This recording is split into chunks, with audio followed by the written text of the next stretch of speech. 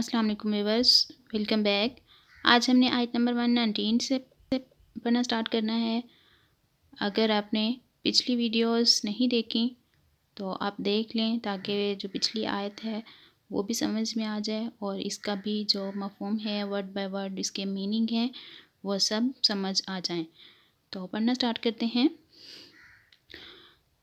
اعوذ باللہ من الشیطان الرجیم، بسم اللہ الرحمن الرحیم۔ اللہم صلی علی محمد وعلی آل محمد کما صلیت علی ابراہیم وعلی آل ابراہیم انکا حمید مجید۔ اللهم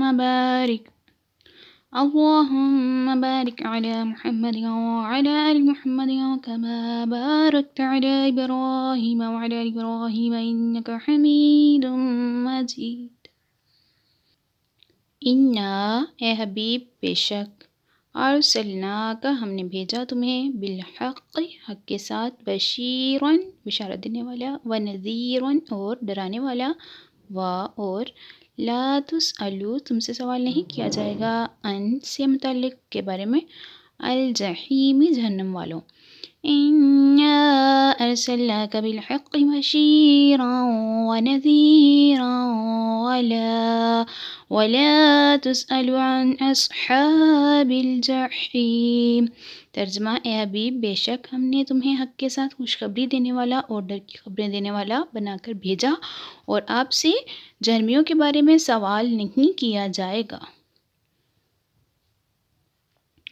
یہاں پہ اس آیت مبارکہ میں یہ بیان کیا جا رہا ہے کہ جب تبلیغ کے باوجود لوگوں کے ایمان نہ لانے پر حضور اقدس صلی اللہ علیہ وآلہ وسلم کو پریشان دیکھا گیا کہ رسول پاک صلی اللہ علیہ وآلہ وسلم لوگوں کے ایمان نہ لانے پر غمگین تھے، تو اس پر تسلی دیتے ہوئے اللہ تعالیٰ فرما رہا ہے کہ اے حبیب تمہیں خوشخبری دینے والا اور ڈر کی خبریں دینے والا بنا کر بھیجا گیا ہے، تو آپ سے کیا ہے کہ جہنمیوں کے بارے میں سوال نہیں کیا جائے گا۔ حضور پر نور صلی اللہ علیہ وآلہ وسلم جنت کی خوشخبری دینے والے اور دوزخ سے ڈرانے کی خبریں دینے والے ہیں۔ آپ صلی اللہ علیہ وآلہ وسلم کی تبلیغ کے باوجود اگر کوئی جہنم کی راہ جاتا ہے تو اس کے متعلق آپ صلی اللہ علیہ وآلہ وسلم سے سوال نہ ہوگا کہ وہ کیوں ایمان نہ لایا، اس لیے کہ آپ صلی اللہ علیہ وآلہ وسلم نے اپنا فرض تبلیغ پورے طور پر ادا فرمایا۔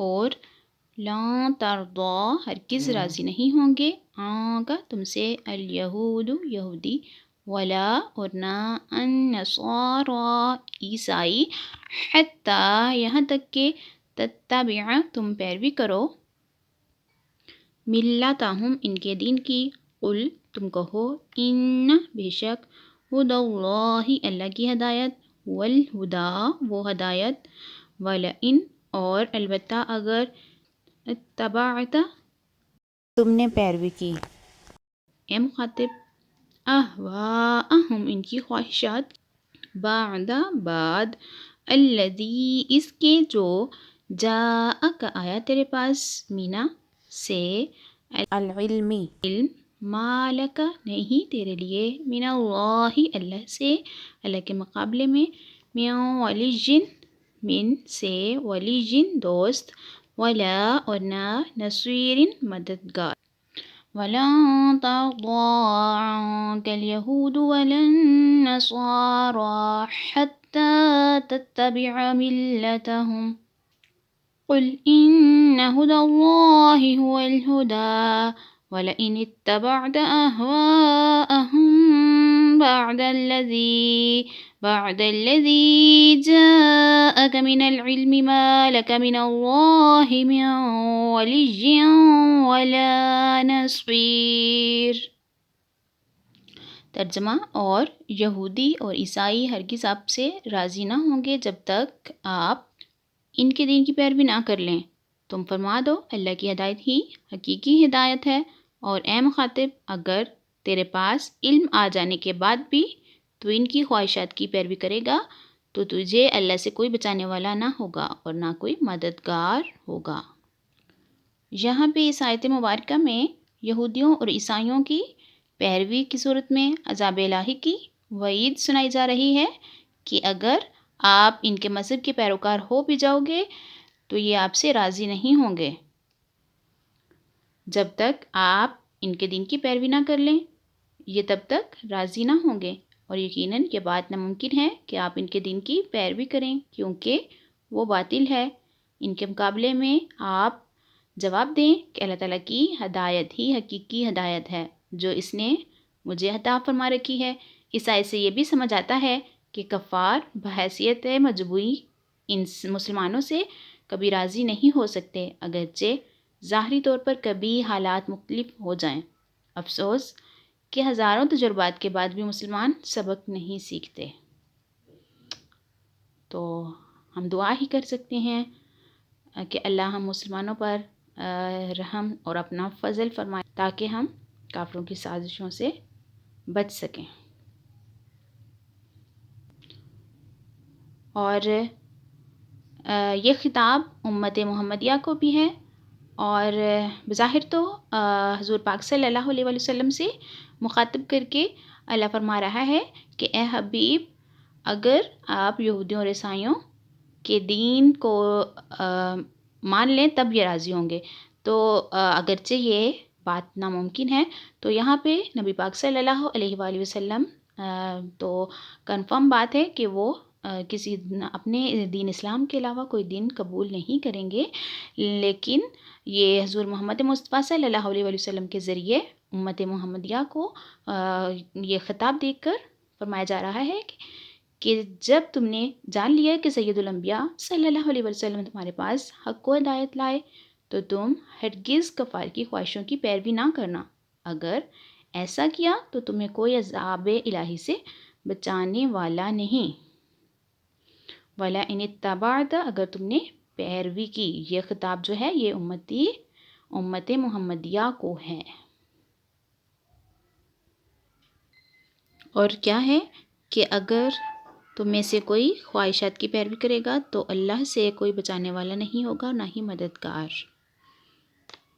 نیکسٹ پڑھتے ہیں، الذین، وہ لوگ جو آتیناہم، ہم نے دی انہیں الکتاب، کتاب، یتلونہ، وہ تلاوت کرتے ہیں اس کی، حق، جیسے حق ہے، تلاوتہ، اس کی تلاوت کا، اولئک، یہ لوگ ایمان رکھتے ہیں، اولئک، یہ لوگ، یؤمنون، ایمان رکھتے ہیں، بہ، اس پر، ومن، اور جو، یکفر، انکار کرے، بہ، اس کا، فاولئک، تو یہ لوگ، ہم، وہ، الخاسرون، خسارہ پانے والے، نقصان اٹھانے والے ہیں۔ الذین آتیناہم الکتاب یتلونہ حق تلاوتہ اولئک یؤمنون بہ ومن یکفر بہ فاولئک هم الخاسرون۔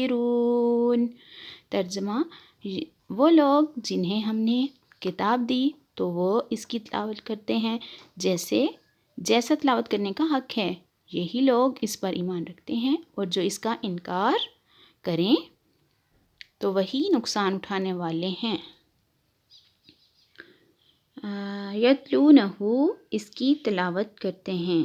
حضرت عبداللہ بن عباس رضی اللہ تعالیٰ عنہما نے فرمایا، یہ آیت ان لوگوں کے متعلق نازل ہوئی جو حضرت جعفر بن ابی طالب رضی اللہ تعالیٰ عنہ کے ساتھ بارگاہ رسالت میں حاضر ہوئے تھے۔ ان کی تعداد 40 تھی، 32 اہل حبشہ اور 8 شامی راہب تھے۔ ان میں بحیرہ راہب بھی تھے جنہوں نے بچپن میں سفر شام میں نبی کریم صلی اللہ علیہ وآلہ وسلم کو پہچانا تھا۔ آیت کا مطلب یہ ہے کہ حقیقت میں توریت شریف پر ایمان لانے والے وہی ہیں جو اس کی تلاوت کا حق ادا کرتے ہیں اور بغیر تحریف و تبدیل کیے پڑھتے ہیں، اور اس کے معنی کو سمجھتے اور مانتے ہیں، اور اس میں حضور اقدس صلی اللہ علیہ وآلہ وسلم کی نعت و صفت دیکھ کر آپ پر ایمان لاتے ہیں، اور جو حضور پر نور صلی اللہ علیہ وآلہ وسلم کے منکر ہوتے ہیں وہ توریت پر ایمان نہیں رکھتے۔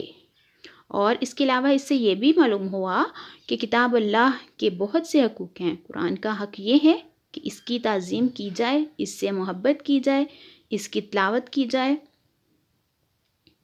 اسے سمجھا جائے، اس پر ایمان رکھا جائے، اس پر عمل کیا جائے۔